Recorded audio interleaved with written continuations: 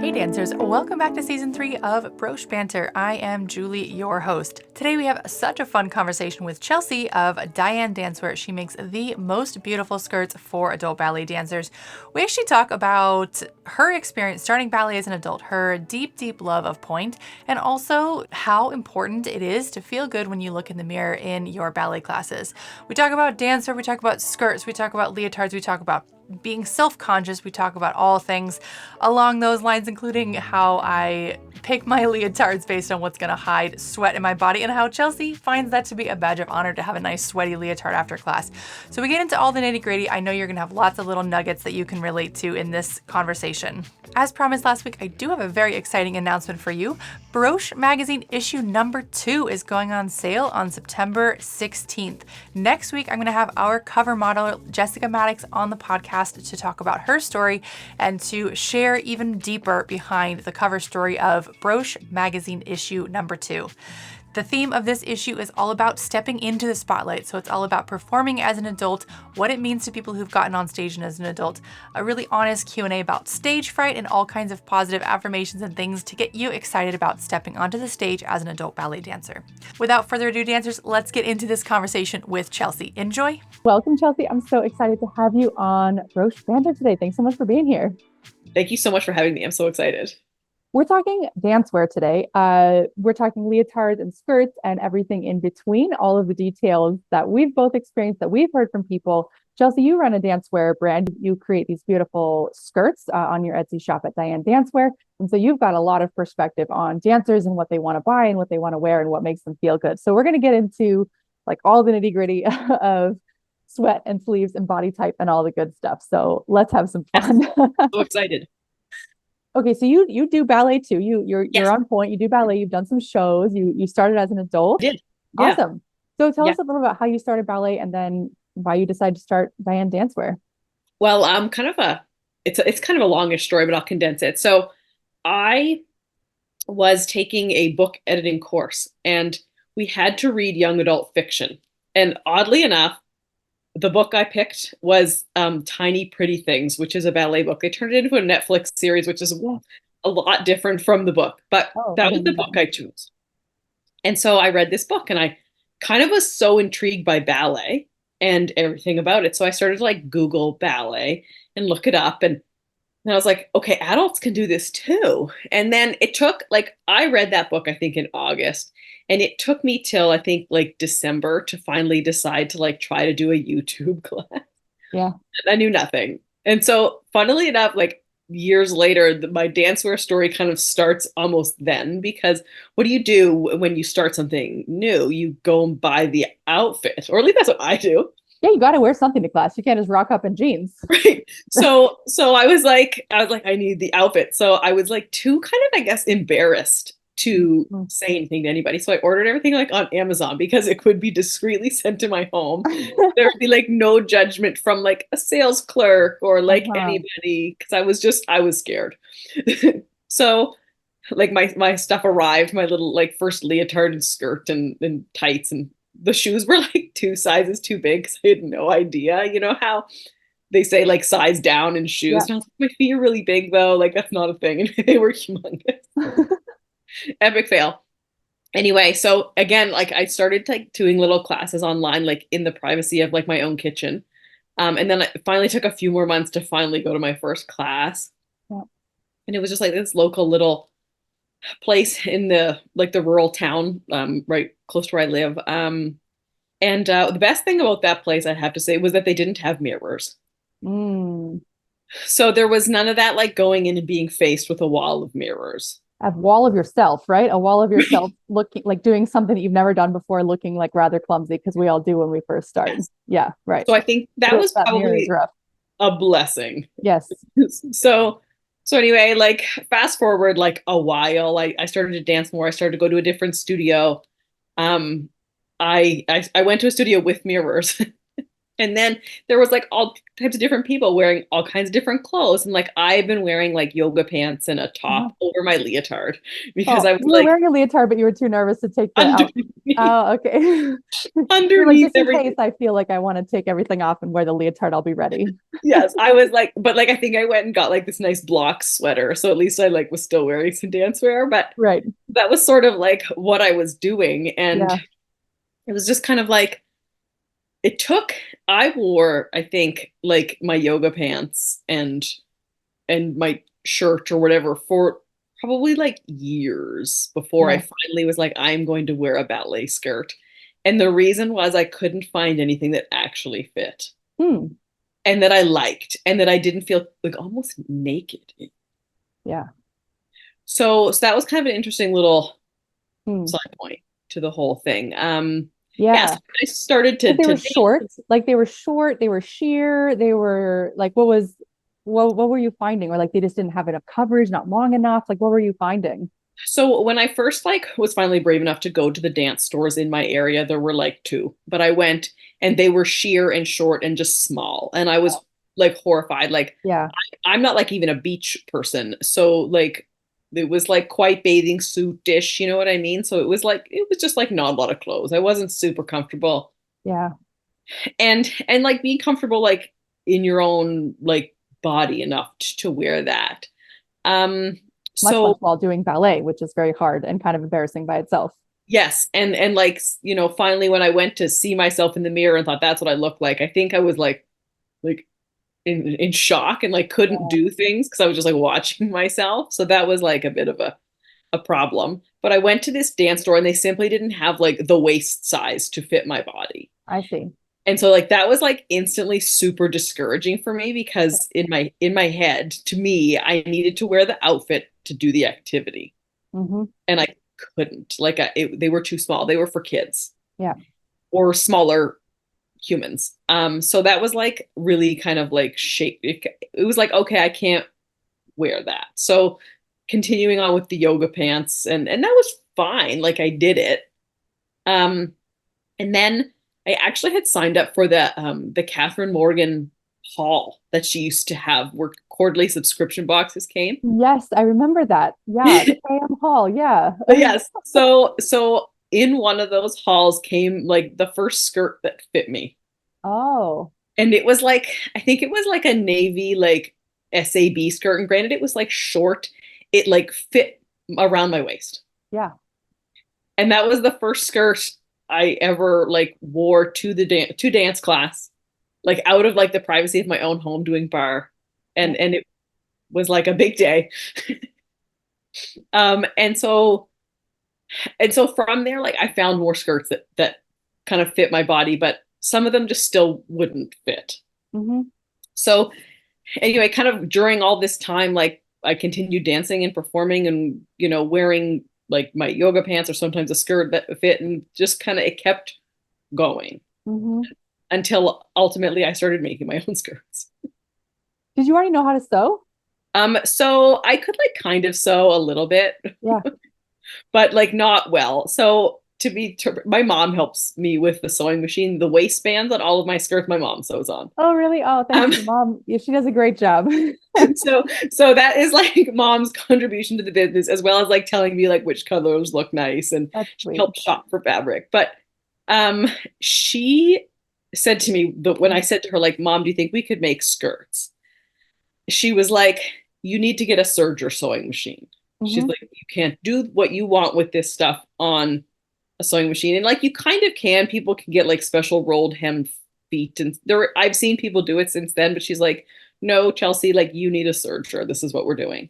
So I got one like off of Facebook Marketplace.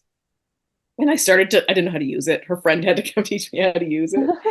And I need to point out too that this was in February of 2020. So right Literally before it all happens. right before the pandemic, I was like learning to make skirts and like buying fabric and all this stuff. Huh. So that's sort of like that's where it sort of took us to. So Yeah. so me and I left out sort of a key part of the story. A friend gave me a ballet skirt as like a gift, and she had bought it on Etsy as well. And she's like, I bought this skirt on Etsy. I hope it fits. It was just a one size thing. And like it sort of fit, but like kind of barely.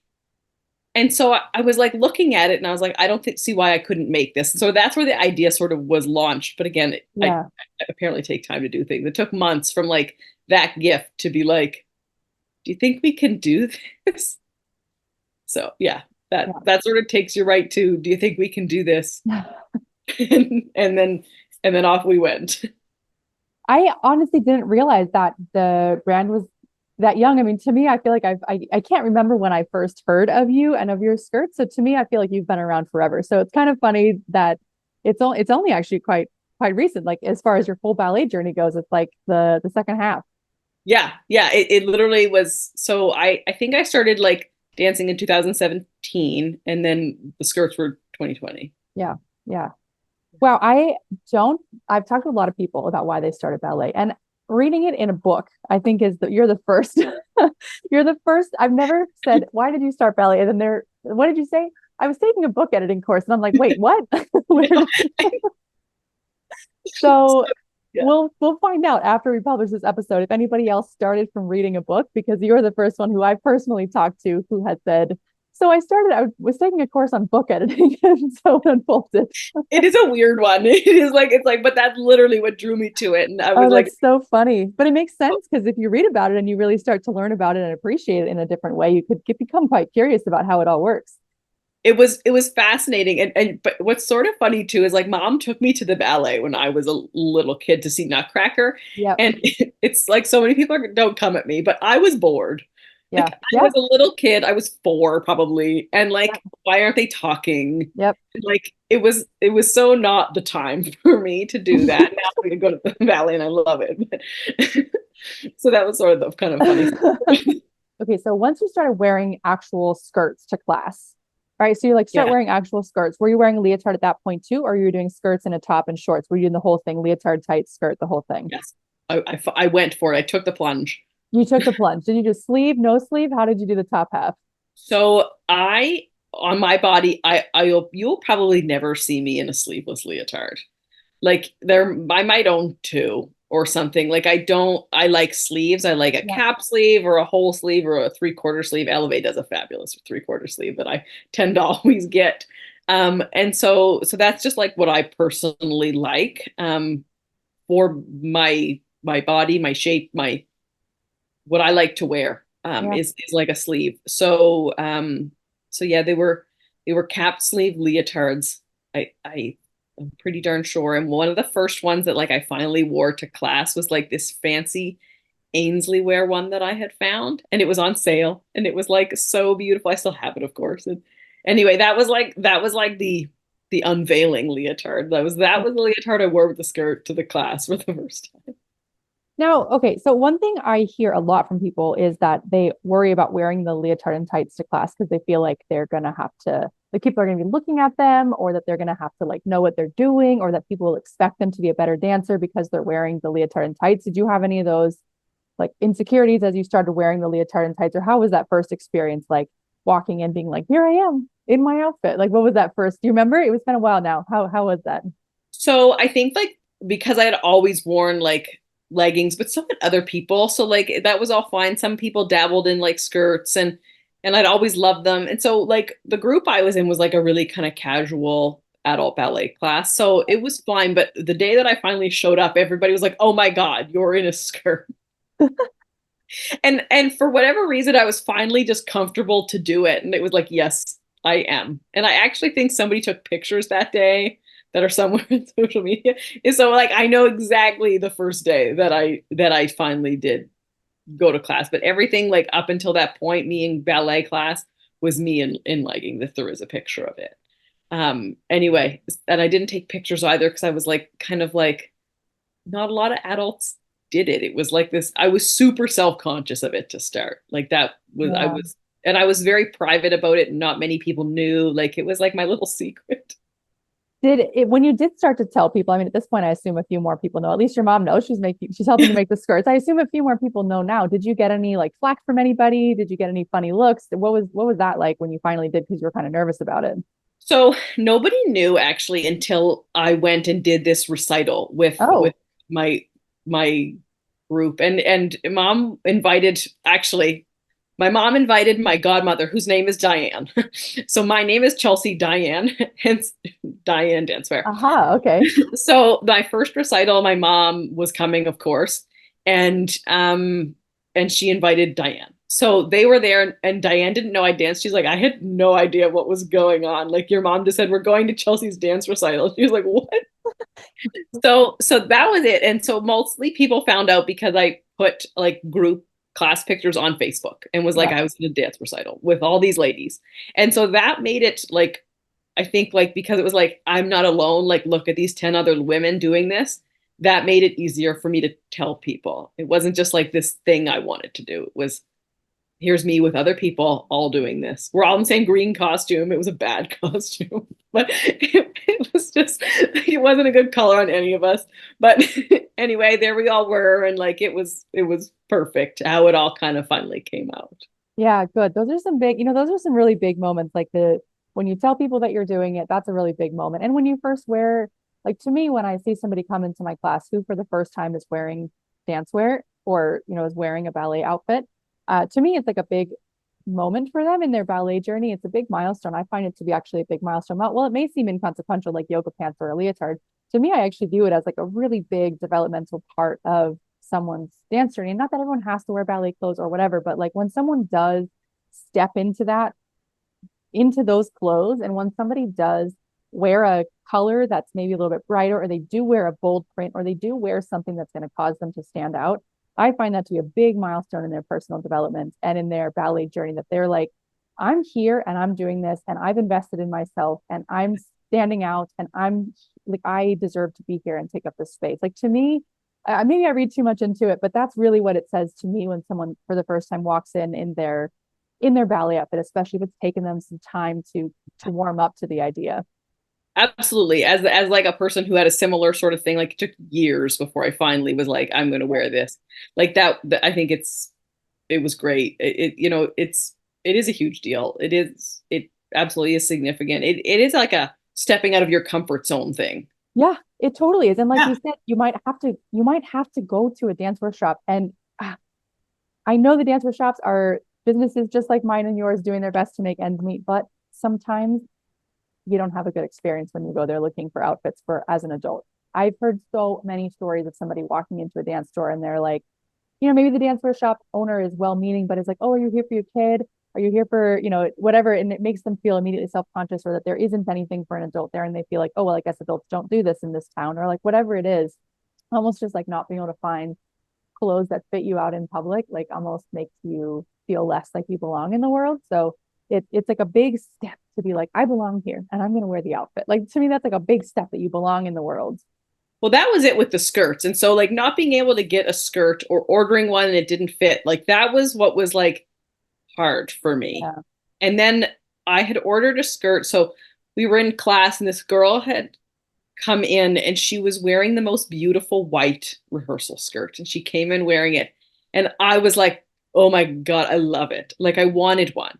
And I ordered one and it barely closed on my waist. Yeah. And like it was a size large. Yeah. And the waist measurement should have fit me. And it barely wrapped. And I remember being like, I didn't send it back because like I think it was like just like too much money to send it back, honestly.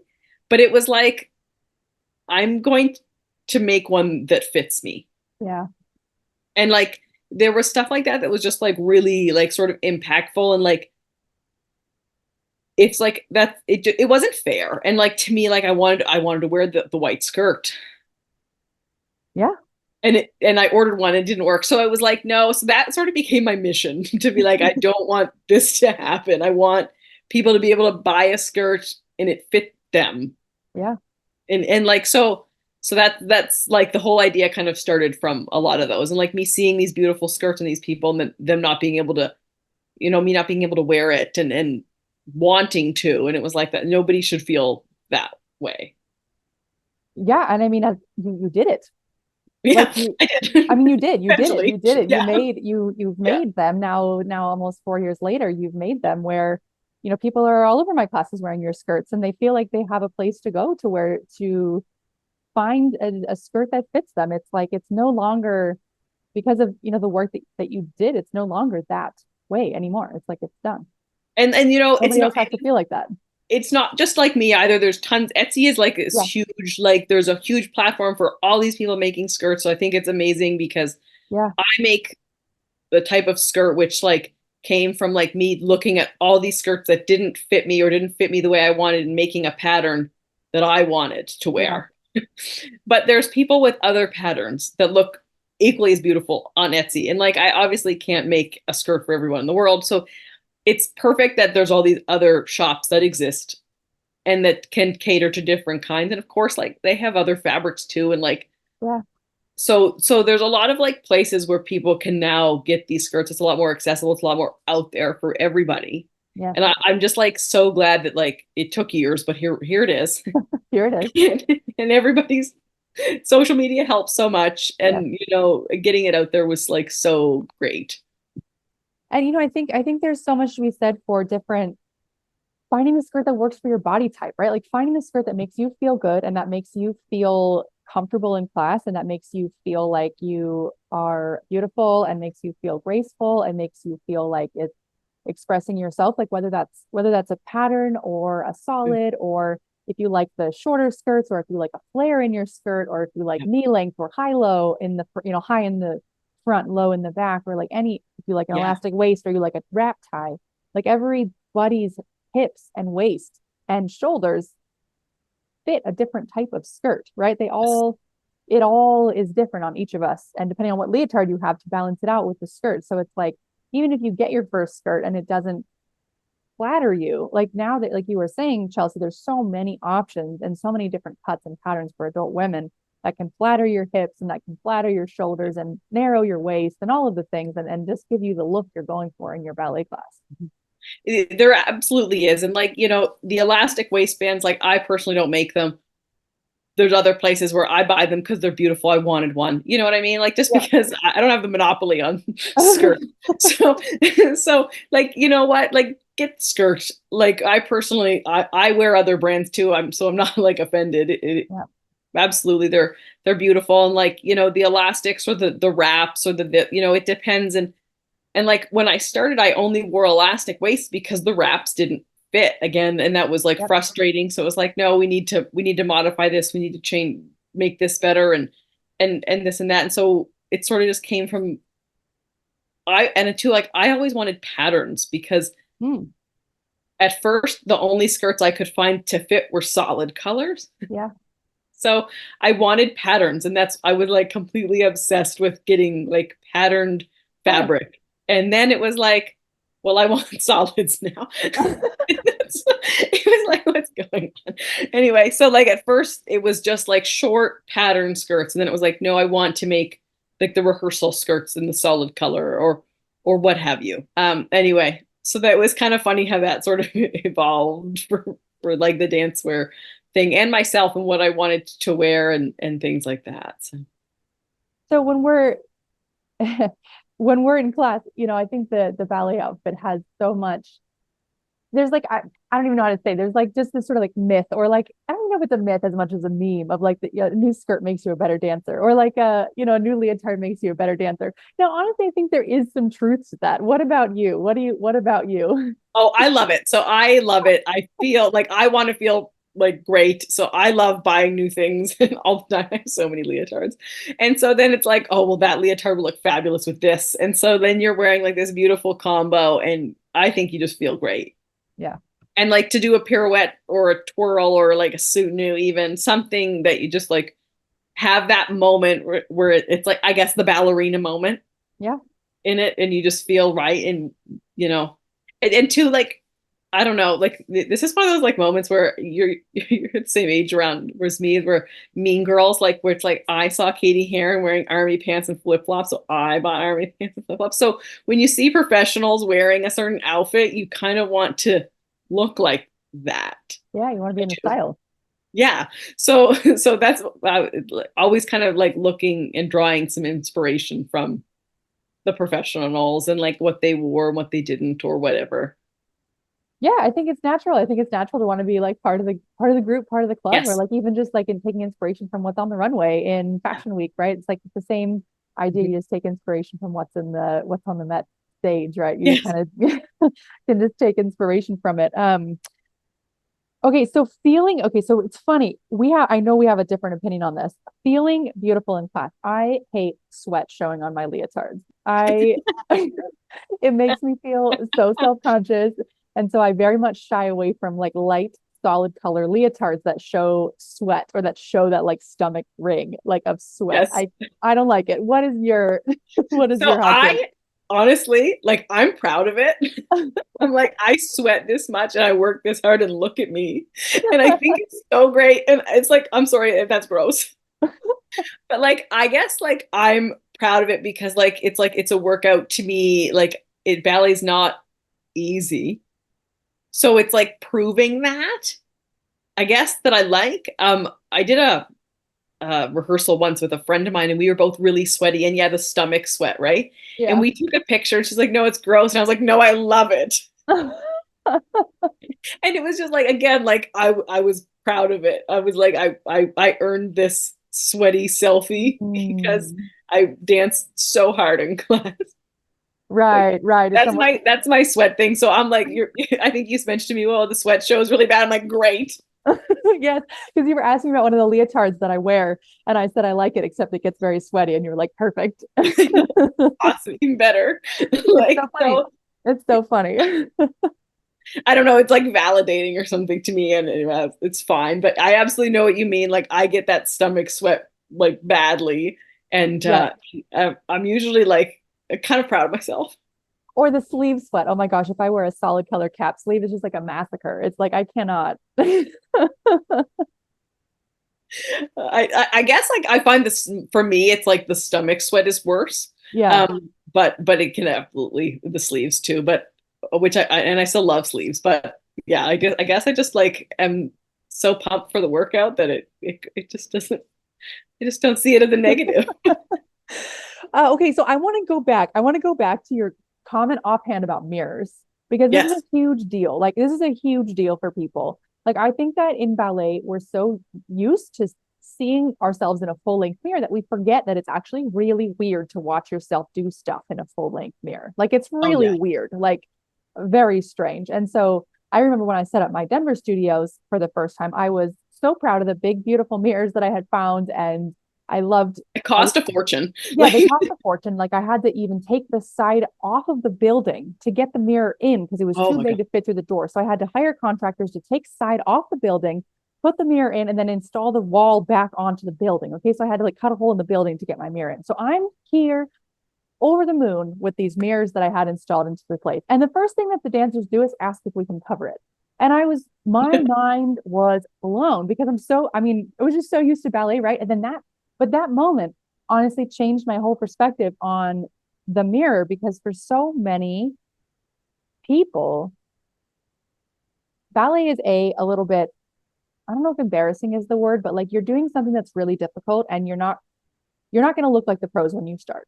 Let's just say, right? Like Absolutely. you Absolutely. do look like a beginner when you're a beginner. That's ballet is one of those things where you definitely are a beginner as when you start, right? And then you're also wearing exercise clothes, which are usually pretty tight fitting, and maybe you have some self-conscious things about your body here, there, the other thing. And so having to do all of this while looking at yourself, oh my gosh. And then like it's Yes. just, I mean, it's just crazy. Like the mirror can be a helpful tool, but like that totally changed my perspective about mirrors for adults. I mean, I don't even know. It's probably rough for teenagers too, but I don't study teenagers, so I don't know if it is for them. It probably is. But I don't know. I'm curious your take on it. Like when you did start using mirror, was it better, worse? Like I'm curious to hear you riff on your opinion about this too. Yeah, absolutely. So I think honestly, the best thing that happened was there was no mirror when I started taking class in person. There Mm-hmm. wasn't one in the place. It was like in a little like hall type thing. There were no mirrors. So that was perfect because I actually think in that point I would have been discouraged Yeah. and maybe I wouldn't have kept doing it. I don't know. And so even when like I was quote unquote like I had been dancing for maybe a year at that point, but like by no means was I like proficient. Like I could barely get off the bar. Like the waltz didn't make sense to me if they moved too fast. It was really hard. Like Yeah. I was uncoordinated. The center I really struggled with. Like the center I Which is was super normal.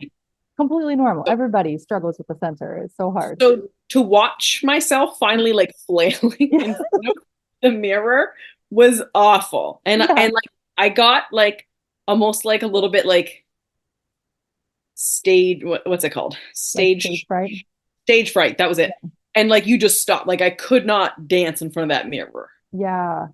And like to jump and like t'enlever and like do this thing, I was like watching myself and I couldn't do it because I was watching and I was too busy watching myself not do it to do it.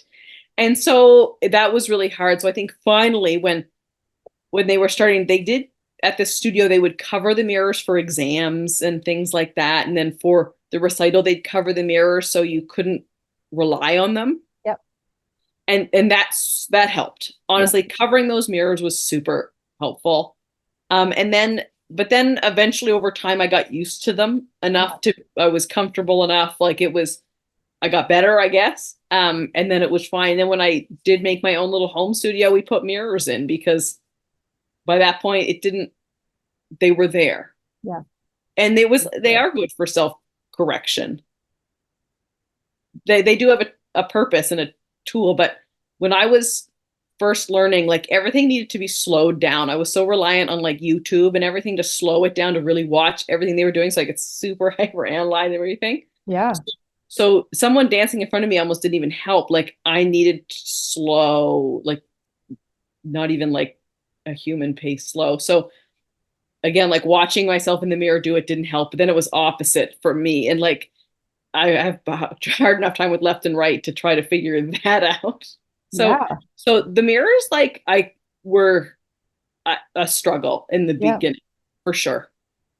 It's so funny how it's just so normal in ballet, and we don't even think that it might be really jarring and really like upsetting for somebody, or even distracting or difficult. Like it's almost like you don't even need them in the start. You just wait until you're at a higher level. You're not even ready to analyze yourself when you're a beginner. You don't even know what you're looking at. It's all confusing. There's no way you can even look at yourself and be like, oh, that's what I should be doing instead. Like there's really, as a beginner, like you don't even need any tools except just like making it through class. Like absolutely is all you need to worry about at that point. Yeah. You need like a chair to hold on to. Like you need exactly. So it was just the mirrors were hard, and like when I look back on it now, I can like perfectly like see that. But at the time, I guess I didn't really appreciate it, or it was just the whole thing was just scary. And anyway. It's funny when I started, so I started singing lessons as an adult, and I started singing lessons because I was like really self-conscious about my voice. And like, that might be surprising because I talk kind of for a living, but like, I still was pretty self-conscious of my voice and that it cracks a lot and I can't carry a tune and various things. So I started singing, and there was a piano. Okay. So in this like little room with my teacher, there's a piano and a mirror and a music stand. Right. And so I would just always stand away from the mirror and like, can't look. Never. Like I don't need this. I don't even want to hear. I wish I could sing with earplugs. I would have progressed way faster if I didn't have to hear it. It just sounded awful. I didn't like to listen to it. I was just like, I can't even. Is there a way to practice without having to hear it? where I can just get comfortable with it without having to hear like how bad and off tune it is. Like I've since come around from it. But in the beginning, of course, that first feeling is like kind of horrific. The same thing I think with watching yourself in the mirror. You're just like, I don't need to know how this is yet. I don't just let me get comfortable here. I don't need to know the state of the situation right now. So I remember my first time, my teacher made me sing in front of the mirror. She's like, you're moving your mouth too much. And she's like, sing in front of the mirror. And I was like, I can't sing in front of the mirror. And so she made me stand in front of the mirror and sing. And I like literally turned red, like from head to toe. Like my skin turned red. I started sweating. Like I got the armpit sweat on my sweater. And she was like, wow, you weren't kidding. No, I really didn't want to see this. What a sin though. Like we're laughing at it, but it was awful for you. It was awful, but like these things just give you more and more empathy for anybody who is starting ballet as an adult and is like uncomfortable in what they're wearing. They're uncomfortable with the sport. They're uncomfortable with their own body. They're uncomfortable and uncoordinated feeling, and they feel like this horrific. It's almost like a horrified or like it's a very dramatized like. Yes. That can't be what I look like. Like, oh my God, I can't believe I look like that when I'm singing. Like, how embarrassing. Like, it just gives you this unnecessary panic when you're starting something new. Absolutely all of it. And like, I don't know why I just thought of this as we were talking, not to mention too, ballet is a different language completely. Like suddenly we're speaking in French too. So we're looking at ourselves doing something weird, quote unquote, like different out of body experience. We're uncomfortable because the outfits, whatever, that we're trying to speak to. And it's just like, it's amazing actually how many people like are brave enough to start it, because Yeah. it's insanely intimidating now that we're breaking it down. Yeah, actually, everyone, if you've made it this far, like kudos, quick kudos. Right? Right? Like it's amazing. And like Oh it makes man. sense now why for a long time that was like, well, kids do it because they Yeah. learn. And then it was like, no, adults don't. So like, I'm not saying it is okay or right or anything, because obviously we know that that's not the case, but Yeah. it is a challenge. Yes. So to come to it later, absolutely. It's hard, It, and it's easy to get discouraged by the mirrors, by the outfit, by the language barrier. yeah. And I think there's so much of what you were talking about with your dancer story of just like, I'm a big believer that in the beginning, your job, the biggest, most important thing to do is just remove obstacles. Remove obstacles. Ballet is already an obstacle. We don't Yeah. need other obstacles. We don't need dancewear obstacles. We don't need we don't need mirror obstacles. We don't need other obstacles. Like I honestly, when I teach an absolute beginner, use very little French. We don't even need French obstacles. You Right. can hear the word back until you're ready to hear the word derriere. I get some flack from this every once in a while, but like I really think you just remove obstacles until Yes. you're ready to add them back in. And then the dancer at a certain point, like you said with mirrors, you were more invested at that point and you Hmm. were ready to approach that obstacle. Like with singing, if I had sang in the mirror that first day, I would have never come back. But Yeah, it was like like a that would year. It was like a year, and I had already gotten a little more confident and a little be. bit more self-assured. And then you can add that in, and then you're ready mentally to like add that complication into the mix. But like in the beginning, having all of it at once is like sometimes like a lot. Yeah, it would be insanely intimidating Yes. looking back on it all now. It's worth it. I think it's worth it anyways. What do you think? It's worth it. Absolutely. It's worth it to have gotten through Absolutely. that Now obstacle. that we're here, I can absolutely say Now that we're here, the other side is great. And speaking of which, the other side, you are on Pointe, which of course everybody loves to hear about and talk about is Pointe shoes. What was it like for you getting Pointe shoes? I'm curious if you have anything you want to share in that aspect. And of course, they're so beautiful. They elevate any skirt with I Pointe shoes. I love them. So Point was ultimately always kind of the goal for me. Oh, okay. I was like, it was again one of those things like to wear the outfit to me was Point shoes. I And people are see. like, no, you can still dance, you don't have to do Point, but like, no, I was determined. Mm-hmm. And so I started out, I got like the demi point shoes that you would just wear and like kind of get your feet used to them. And then it was like I kept pushing. I was like, what do I need to do point? Like I was pushing and Good pushing. for you. Yeah. And then I went, they were like, okay, let's like do it. And so I went and I got fitted, which was amazing. I was so cool. And then like I went and did my first like class, and after 5 minutes I was dying. Yeah. And you know what? Like I did private lessons because that's what like was available at this studio here, like in a nearby town. And so she was wonderful. Like she wore a pair of point shoes because she knew I was visual. I needed to see it. Yep. And she worked with me. She put her point shoes on for 10, 20 minutes, and that's what we did. And she taught me slowly, and I did a bunch of private lessons until finally the following, so that was in the summer, that was in August. So finally the next spring they did like a beginner point class. Mm-hmm. But I had already like done it for a little bit. So then I was like feeling pretty strong, pretty good, like less self-conscious about it. Private lessons were actually a huge part of my ballet journey, especially for the center, because I needed everything 1,000 times slower than everybody else. Yeah. And that was something I really, really needed. And it's funny because I think I told you once I would watch like the Broche Ballet YouTube videos again because I needed to slow everything down. I needed to like how did you do that pas de bourrée? I need to see that 5 times really, really slow. Yeah. And stuff like that. So that was like a huge part, but private lessons helped me like finally get into the space and like and work on me without seeing somebody else do it. Why can't I do that? And then I would just get flustered and then I couldn't do it at all. Right. So being on my own was super beneficial to Mm-hmm. me. Like also now looking back at it as we're talking, if like the Zoom platforms would have been like there 6 years ago, I think it would have been different for me as well, Yeah. because nobody would have been there watching me either. Like, but I was in a group class with 10 people, and you always think everyone's watching you, and they're not. Nobody else was watching you, but everyone was watching me and in my head. And so like that stuff would make me really like self-conscious. So I did a lot of stuff with private lessons to make me feel good enough to do the group classes. Right. So and then back to the point, point literally. Yeah, we just started doing point classes, and we started to, as a group, kind of push for like some variation classes and some things with our studio. Yeah. And then, like all that was really just sort of taking off again when COVID hit. And then, we had to dance at home all of a sudden. Right. And a lot of people didn't like it, but I liked it. And I took to it. And again, it was less scary to me. I could practice a pirouette and fall down in the comfort of my own home and it be okay.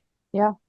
And so like early on in the pandemic, I ordered like Marley floor, because my floor was like laminate and slippery, like you were gonna fall down. Especially in pointe shoes.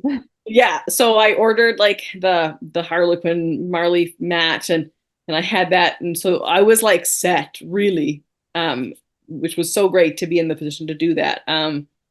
So that was one of the great things too about like my point. And honestly, the pandemic was really hard for everybody. So I don't like to kind of glorify my pandemic experience too much, but I was able to take a lot of class during the pandemic, and that really strengthened me to do point and to continue to do things and to move along with that as a dancer. Yeah, I mean, that's like sort of my point story. Yeah, well, and I think it's actually somewhat, a lot of what you're talking about is very common. Like needing things to be slower in the center is extremely common. Like for example, I just came off of a 3-week series where all we did for 3 weeks for 25 minutes was balance. No right. combinations, nothing except right, left, right, left, right, left. Okay, now with the arms, right, left, right. Okay, no arms, right, left, right. And it's like this is often like overlooked as just easy, because it is easy once you get it, but until you get it, it is extremely hard. Like all things, it is easy so it's easy once you know it, and it's hard until you know it. And I think if you are just in a room full of people who've already done it before, you're looking around and you're like, everyone else can get it. How come I can't figure this out? It doesn't look that hard. It's not. It's stepping. How is it that hard? And then you just can feel very self-conscious that you are the only one who can't get it. So I think that's like where home classes can be such a benefit for people who are in that situation, because if you're in a group where everyone already knows it, the teacher's not going to stop and teach it at that pace, because other people don't need it at that pace. And there's like nothing to get out of it, right? So it's like there's no way to win in that situation as a teacher or as one of either set of those students, right? Except if you're the one student who needs it to practice it, to break it down, either private lessons or now, of course, we have all the online resources. Yeah, so which didn't exist really at that point. Yeah. So if I like if it was me now, it would be very, very different. I would have been doing that 3-week course for balances, because I didn't but for me it was like booking private lessons, and I couldn't. Glissades were so hard. I could not figure that out, and fast. And I guess I don't move all that fast. So like anything fast was just so unbelievable. And like it was so stuff like that was just like really overwhelming. Again, people could get it. People were musical. I'm not musical. They'd be like, oh, you can hear the music. No, I can't. Right. Yeah, something you take for granted in class. It's not everyone has been trained in music. Right. So stuff like that was like, oh no, you can hear it. I'm like, no, like somebody had to hear it. I cannot hear it. Thank you. So there were like a lot of obstacles pushing me to like not, but I was like, I guess I was just determined, and I guess I kind of like loved it enough and enjoyed the challenge enough that I was like gonna keep doing it. Yeah, it's funny when you do finally get pointe shoes, that beginning phase of pointe shoes is kind of like a make or break moment for a lot of people. Like you said, in the first 5 minutes, it was like, oh my God, this is so intense. Like I'm kind of done here. Like really getting through that first handful of weeks in pointe shoes is hugely important for somebody who's on point. Like I think that first several week experience is like critical. And then, like you said, during that first year or so, you were able to really take a lot of classes and build up a lot of momentum in the pointe shoes. That early time in the pointe shoes can be hugely hugely beneficial for somebody to get enough momentum to feel like it's possible for them. Because in those early days, it can feel like, I'm not sure that I'm going to get this. I know I've gotten this far, but I'm not sure I'm going to get this. It's easy to feel discouraged when you reach that point, and getting that initial boost can be extremely helpful.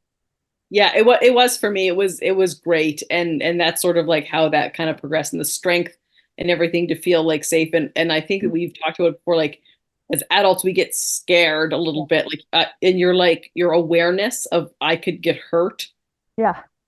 and like no, or and I guess yeah, some of that stuff like really was different for me. Even turning now is like not a strong suit for me. Like I have a vestibular thing, so it's like it's that's still like a kind of struggle. So like trying to turn and having, you know, to try to process everything and turn, you know, be vulnerable is a lot. So yeah, basically it's a lot. It's a lot. It's a lot. And it's like that vestibular thing can also affect your speed too, because a big part of speed is balance, right? Being able to be on balance. So it's like all these hidden things that are invisible to maybe even the dancer, like about yours, but a person who's just like, why can't I move fast? They might not even know that they have something going on. And if the teacher's never seen it before, like it's just like, oh, I guess I just can't do it. But Yeah. usually that's not the case. Usually that's not the case. You can practice and you can work towards it, but it's like these invisible difficulties.